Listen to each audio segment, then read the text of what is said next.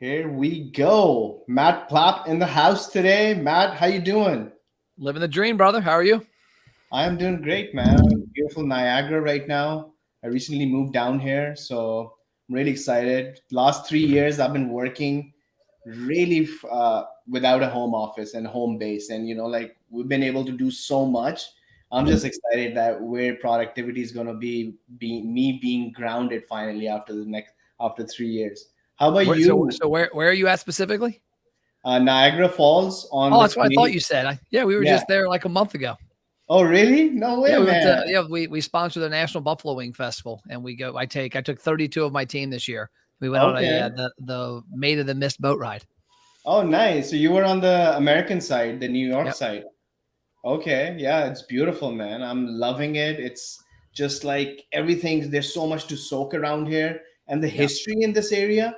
Oh yeah. Like the electricity that we're taking for granted.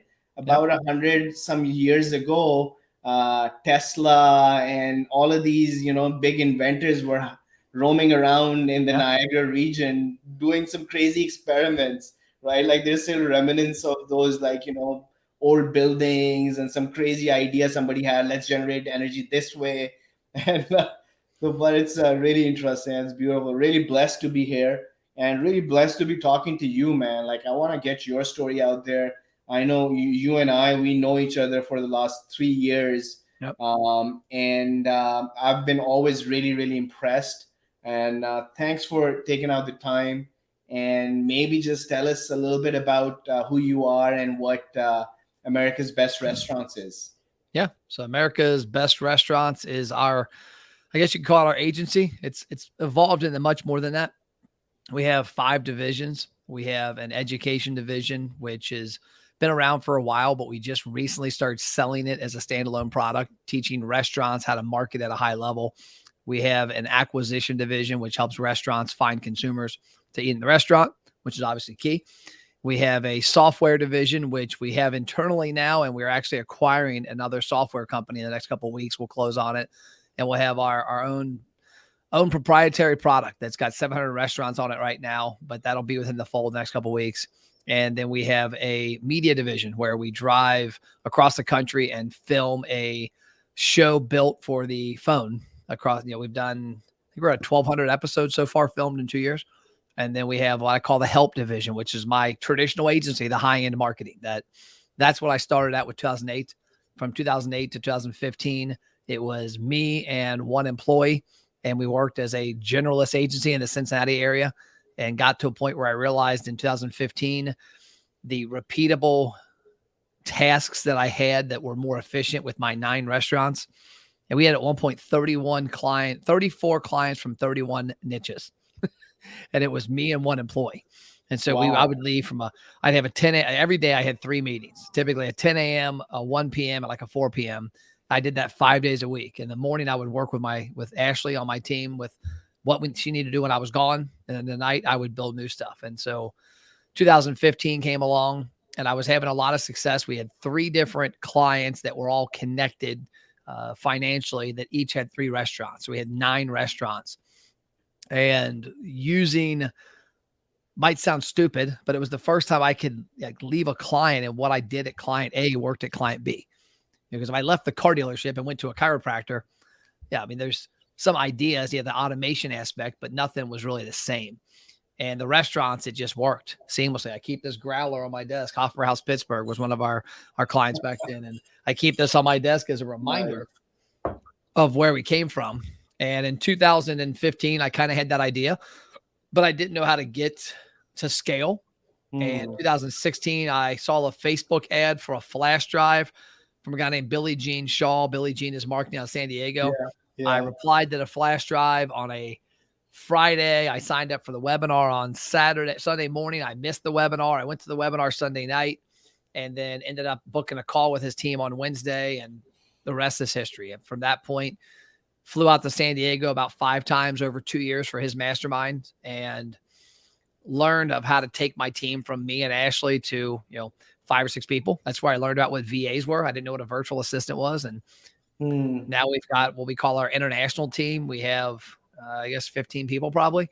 And then we've scaled our local team to where we have 44 full-time local employees, and then 3 part-timers. And then we have all the international team, but just an evolution. And back in 2018, I had a vision of trying to create a brand that was so big that restaurants couldn't ignore us, that Hmm. every agency, anybody in their niche, and they might know who you are, but if you were CBS or NBC calling that business, it carries clout. And so I had already used the name America's Best Restaurants in one of our marketing funnels. I hadn't used it as our brand completely. It was one of my 3 funnels. And I decided to go all in. So from 2018 to 2020, we ramped up kind of the focus of the idea. COVID hit. You can imagine that hurt restaurants pretty severely. Hmm. Instead of scaling back, we tripled our staff that summer from 3 people to 9 people. And Hmm. then from 2021, April of 2021, I bought the first Mercedes van. There's 1 parked outside my window now. There's 3 total. We've got a couple on order. Give you a little glimpse of it here right behind me. You can probably see that bad boy. You see that? You love it. Yeah. So that's the second of the 3 that we've bought. And the vision with that was to be able to be mobile, to go where the restaurants were, but also to create a brand that their customers knew about and that stood for something in a big way. And my vision is that by 2030, we'll have visited 10,000 restaurants in person. We'll have 20,000 restaurant clients across our platforms, and we'll be $100 million company. That's awesome, man. Such a great vision and such an inspiring story. Love it. Love it. Just before I go into more details about how you're running your agency, Matt, I quickly want to get a glimpse of who Matt is. I know you as a person, Yep. and I love the infatuation that you have with the color orange. Maybe just tell us about who this person is, this incredible person who's got a 65% team built out, and who's thinking about being $100 million, and such Yeah. the clarity of vision and grandiose everything together. I haven't seen that in an agency owner in the recent history that I've been working with them. So that's very intriguing to me. So I just want to know, like, how did you stumble across being an agency owner? What's the story behind the scenes? So it's interesting. I got out of college and worked in radio advertising. I worked in TV originally, and I realized that I wasn't meant to be on the production side. I thought I was going to be the next Great White Hope. I was going to be the next Chris Berman. And I came to realize really quick that everybody in the business kept telling me, Matt, you see this stack of tapes over here? There'd be like 500 tapes for one job. Like, yeah, that's all the white dudes. You see this stack of tapes? Yeah, that's the black dudes. You see this? White women, black women. And the one that was, never forget this, because she was the same birthday as me. Her name was Anu Prakash. Same birthday, same exact age as me. And he showed me this entire thing as tapes. And I had massive experience. At least in my mind, I did. For a big market like Cincinnati, it probably was a joke. But I thought I was like, I could get here. And he showed me all these tapes. And I'll never forget, it was funny as shit. He had all these mismatched VHS tapes stacked up. Pushed them into the garbage can. Pushed everything in the garbage can. He goes, you see this one tape left? I go, yeah. He goes, her name's Anu. She doesn't realize, but she's getting hired. You know why she's getting hired, Matt? She doesn't look like you. And we have to diversify what we look like on TV. Otherwise, we're going to be a bunch of white people in 20 years on TV. I'm like, it's a valid point. And Anu got the job. And what was funny was when she got hired, her and I became friends. And she had the exact same birthday as me. We were the same age. And I'm like, I'm making $725 an hour, and she's making $40,000 a year. And that was also what clicked with me, was I realized even if I did make it, like Anu had made it, and she's working the worst shift at the station, doing all the bad stuff on air that you didn't want to have to do, like, the car wreck in the middle of the expressway when it's 10 degrees outside at 11 o'clock on a Saturday night. Yeah. And she's making $40,000. Yeah. And I'm like, yeah, I grew up, mom and dad were entrepreneurs. They had insurance companies, travel agencies. My dad had Cadillacs and Corvettes. I saw the life, and I didn't see that coming from the production side. And so I applied for jobs. My mentor at the station, George Vogel, kept telling me, him and a guy named Matt Miller, Matt, look at the left side of the parking lot. What do you see? I'm like, BMWs, Mercedes. Look at the right. What do you see? I'm like, pieces of crap. He's like, those are our cars. The BMW, Mercedes are sales. Go in the sales. And so I did. I went in the radio advertising sales. The thing that helped me a lot, and it's helped me a lot with my company now, is that my dad is a hardcore salesperson, but he has a nature of how he sells is different. He's what he calls a consultative seller. He's not here to sell you something. He's here to listen to what you need. And if he has a solution that fits it, great. If not, we're friends. I'll show you somebody else. And so when I got into radio, my dad trained me. And so I was unique in that my first year out of college in this radio job, because I worked in TV for 3 months, that first, let's say 9 months in radio, I would come home at night and I would train with my dad how to close, how to present, how to ask questions, how to listen to what the person tells you. And I had so many times I went on sales calls and I'd say, yeah, you don't need me. They'd be like, what? Yeah, well, you need to do this. And they would be blown away because nobody had ever done that. And I didn't realize it was special. It's what my dad taught me. And so within a year, I was making 6 figures selling radio, 100% commission, and had developed a lot of relationships. Because I remember one time I was in a meeting, we had a sports contract with one of our clients. And in the radio business, sports contracts were uncancelable. That was their big thing. This is a sports contract, uncancelable, which was BS. Anything's cancelable. And I remember sitting across from the table from this guy, and I could see in his eyes his pain. You could just see it. And I said, dude, you're having cash flow issues, aren't you? He's like, yeah, I am, a big way. I said, you don't need to be advertising on sports radio. That is a luxury. You need to be advertising where your customers are. And at that time, at that point in time, they're in cable. And you're in the middle of a zone, like Cincinnati area. There's 5 zones, at least there was back in the day, 5 cable zones. This guy was right in the middle of a great one. I said, if I was you, I would cancel what you're spending with me. And I would go to that kid. I'll give you the rep's name, buy cable advertising. It's going to affect you much quicker locally. And this is back, 2001-ish. And we left the meeting and my sales manager wanted to murder me. And I'm like, I'm not here to have that guy as a client for the next 6 months. I'm here to have him as a client for 10 years. And to put this in perspective, last year, we do a Thanksgiving food drive every year for families in need in Cincinnati. We did 16 grand and 350 families last year. Joe, that guy, donated one of his U-Hauls for us to use the last 2 years. And he's still in business. It's the exact company, just has different branches, but he reached out a few years ago. We've been friends since then. Imagine had I not given him that advice, taken his money, and he goes out of business. And so that helped me. Around the same time, my dad and my brother, I did a podcast on this today. My dad and my brother started a boat and RV dealership online. So we had a website, outdoorconsignments.com. I don't know what goes there now, so be careful. Sometimes you have a domain that expires and shit gets real. But we had outdoorconsignments.com. I bought a book on how to build websites with Adobe Page. Well, this was September of 99. And I still think about this and I'm like, how did I not know what I was onto then? And it still took me till probably 2015 to realize how far ahead of the game I was. But in 1999, I bought that book, bought a program, got in Glenn Warner, showed me how to do it. And I built a website. We had outdoorconsignments.com by January of 2000.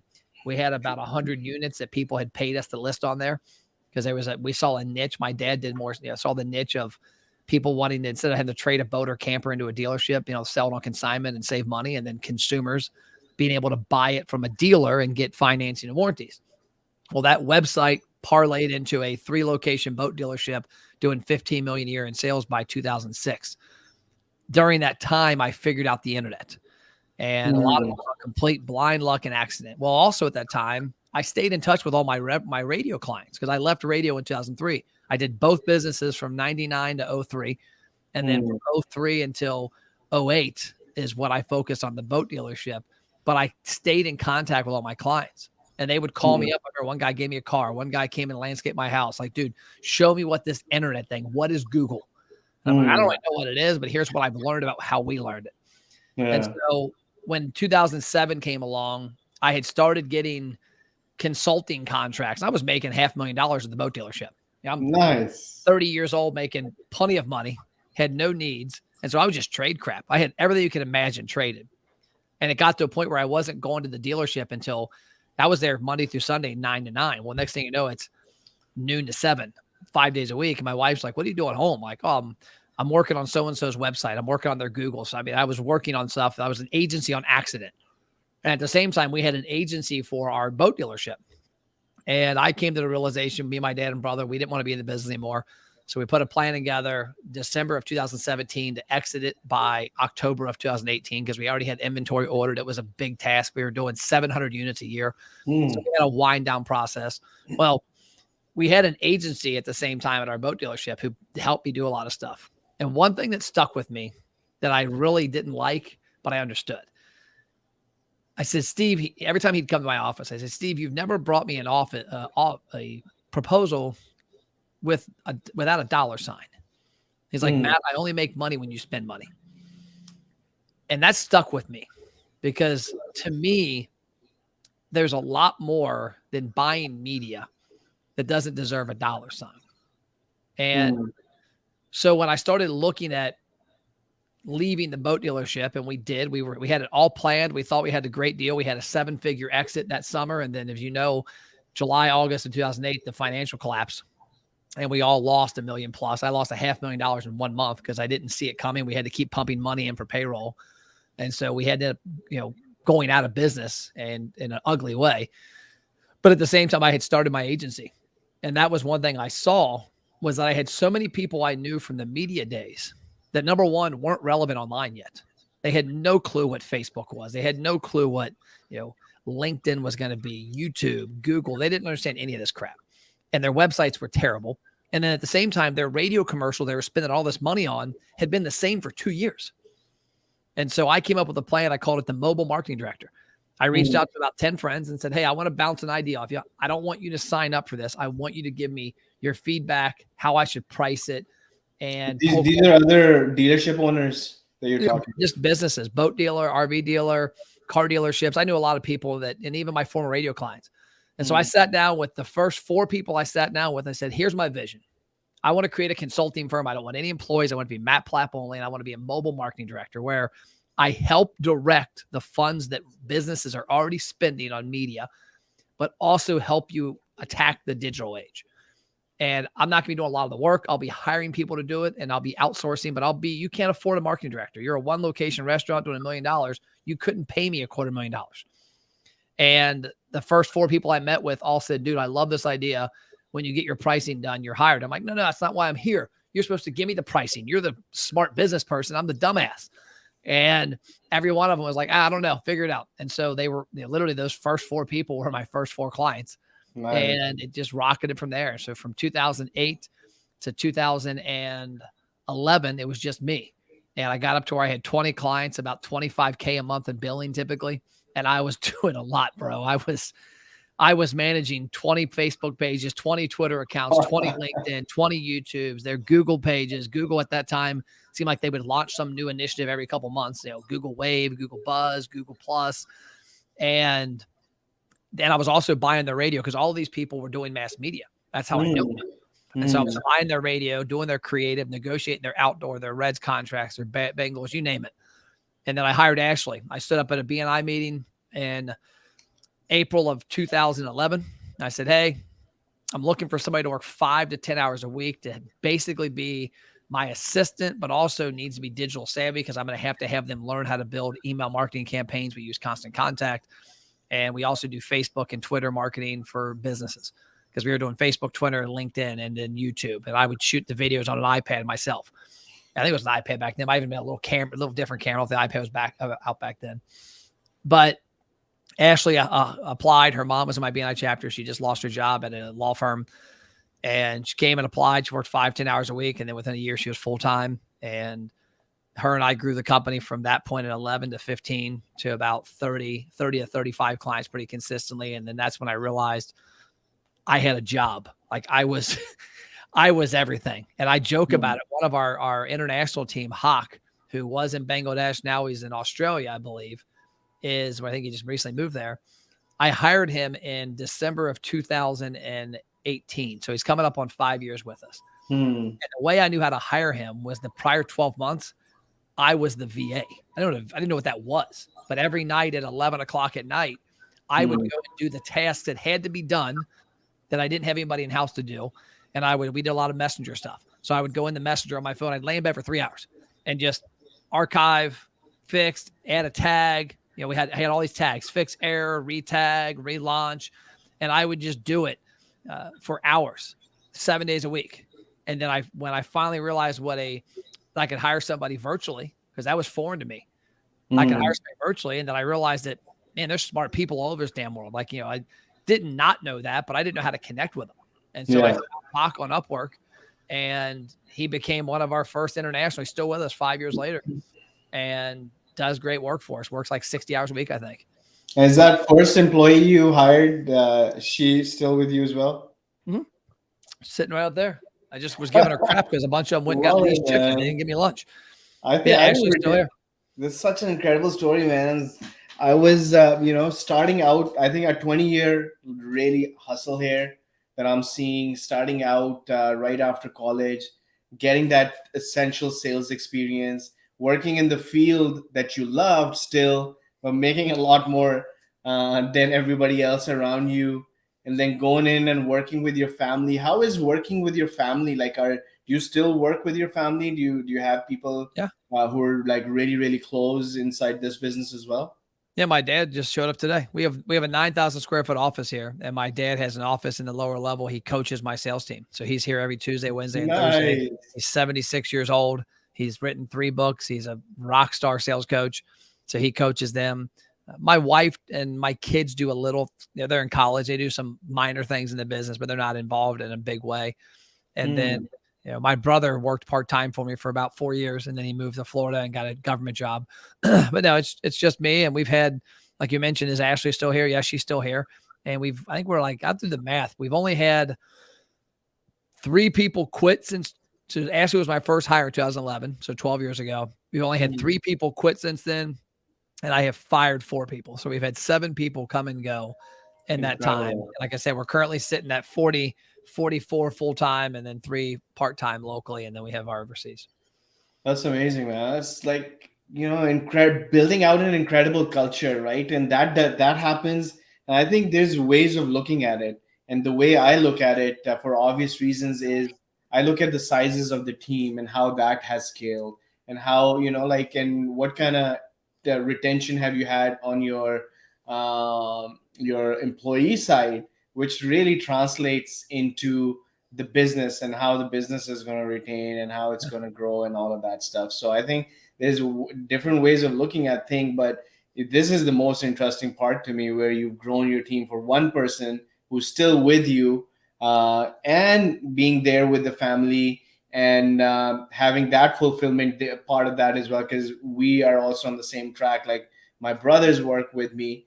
So one question I want to ask you, and I think this is the first thing, like when you said in that sales example that you told your clients right there that, hey, I can't work with you because this is exactly what you need. And Yeah. that's kind of what we try to do as well. But more specifically, like, if you don't even have a vision and a mission and a purpose and a set of values aligned and things like that, and you're really getting ready to start scaling after those first 1 or 2 employees, maybe I understand they can come along for the ride. But if you don't have those things aligned, like, you have a clear vision. So my question to you is, and that's where I would come in and I would say that, hey, at least work on these things, because you're expecting somebody to come in, be an employee for you for life, really, because that's the kind of person people we are.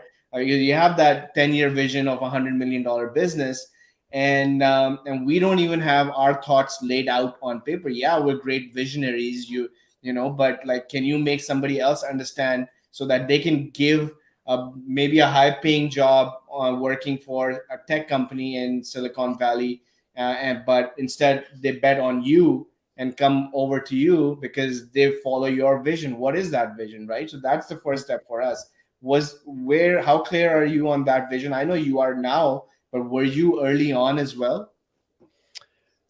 To some extent, it's evolved. The big thing that you mentioned there, and this is where I think a lot of people struggle. I hear all the time agencies saying, I can't find employees. And I think you need to have a mix of people in the office, some people remote. Like I have a handful of people that are remote around the country, and then our international team. Every part of it's invaluable. I don't think there's a right or wrong answer to how you scale your team, but your team has to be here for its leader. If your team can't follow the leader, it's just a job. Like nobody applies to America's Best Restaurants. The majority of the applications come to Matt Plapp, and I talk to every one of them to this day. I had 2 yesterday that applied. One of them's one of our employees' wives, and her comment was, "I want to work for you." And Hmm. so the biggest part that's been successful for us is if you look me up on Facebook, on Instagram, on TikTok, on LinkedIn, on Twitter, on YouTube, I'm there. And I had, my personal profiles, my professional, they're the same basically. And I let people know who I am, what you're going to get. They understand that, most days I wear orange Jordans to work. I'm Yeah. wearing, sweatpants sometimes. I'm not wearing a suit. There's crazy D's nuts jokes flying around here. We have a ping pong table in the office. I got a little basketball goal in the basement. When new people come to the office, I give them a tour and I point to them, like, look at the ceiling. You can see the MP logo. And they're like, look at the ceiling. I dunk on them and knock them into the wall. I mean, they know what they're getting here. And so we've created a little different culture than a lot of businesses. I don't want people working for America's Best Restaurants. I want them working for Matt Plapp, and I want them working for my vision. And if they believe in that, they'll be there. And I'm going to give you an example of 2 employees. We have 2 employees on our team that are both killing it at a high level right now. One of them worked at a grocery store called Kroger in Cincinnati for 12 years, stocking shelves. She's my COO's sister. She's now an account manager here doing big things. She was stocking a shelf at a grocery store for $12 an hour. Now she's here as a higher level person, as an account manager. She had so much ability that was just dying, but she was attracted to what she saw with Matt Plapp and the culture and the company online. Another one's Randy, a friend of mine whose son and my son played football together. I saw him at football games for 6 years. He worked for the city doing construction work and putting the pipes for the water and sewage in the ground for like 20 years. And that job went away. And when I hired him, my wife was like, you're insane. Like, I like Randy. He's a great dude. He's the farthest thing from digital marketing consultant and sales. I'm like, I'll make him that. He believes in me. And if he believes in me, he'll believe in my vision. If he believes in my vision, we'll get there. Randy is now an assistant manager. Just got done taking the one van out there to a restaurant with 2 other people and watching one of our crews film locally and training those 2 guys. So those are 2 people, no background in marketing, no background in agencies, no technology background at all. And now are thriving employees because they were attracted to the avatar that is Matt Plapp and that is America's Best. And so I have an acronym that I use in trainings. It's LMS, lead, market, and sell. As a CEO, my job every day is to lead my team, to market our company, and then to sell my vision to our employees, to our vendors, and to our clients. And if I do that, I'll succeed. Yeah, I think vision is everything. You now you're gonna bring in, now you have a mission, and you want to recruit people to come in on your mission. And I was speaking to an agency owner, Matt, and they have 250 employees globally, but about 180 of them are in the UK and the US. So big chunk of their teams are based out of onshore. And that person, exactly like you, and this I want to just point out to people who are listening and who are scaling their agencies. They may be already at 5 people, and they know that they have proof of concept. Now next thing they need to do is hire a whole bunch of people and get to that next level.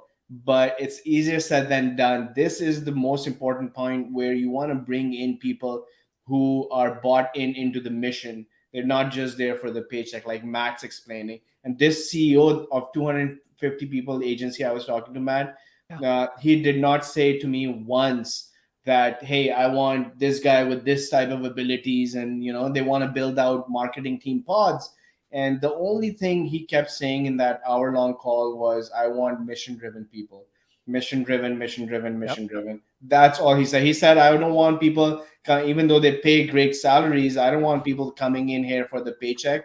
I want them to come into, this is what we're building, and I want them already bought in. That's why they're coming in over here. It makes a company's job, a leader's job, such an easier job when they know that people behind him are sold into that 10-year vision that you have, and they're going to do everything in their power to make that happen. And that's such a great feeling, man. And I think that's what you want to build. If you can build that around you, then you're going to be building great things for your clients. It's going to be a place where people would want to come to work every Monday. I've had that feeling, Matt, where working at Best Buy at the end of a weekend or long weekend, I had like knots in my stomach. I did not want to go back to that job, but I had no option. And a company like yours, and so many other amazing leaders that I see, that's the differentiator right there. You guys create an environment. Right now you're at about 60 to 70 people, where these people are coming in and they want to be there.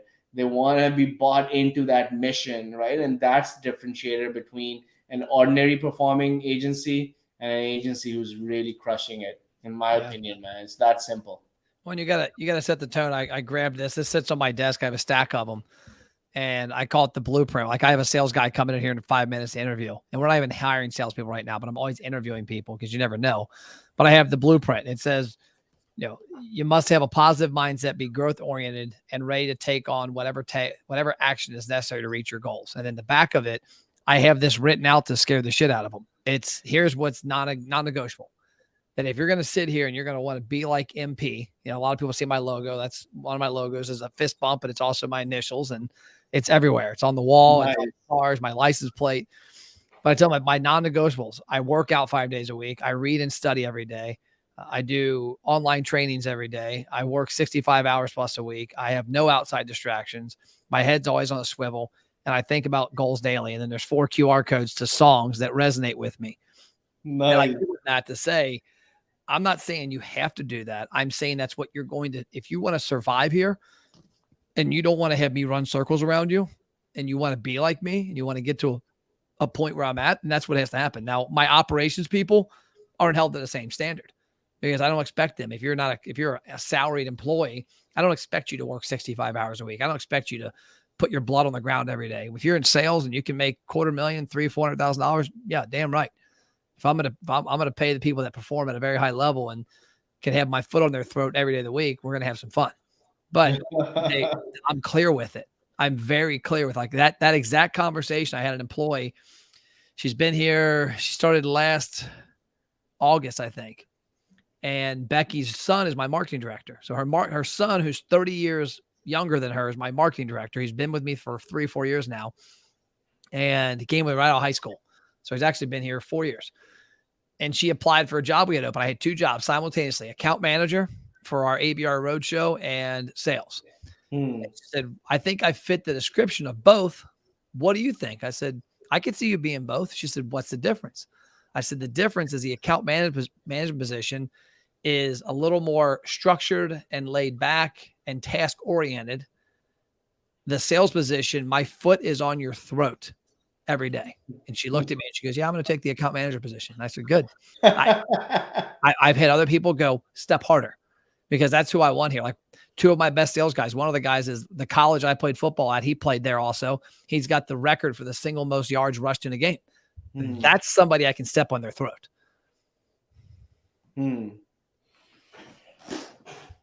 Great story, Matt. I really appreciate your time, man.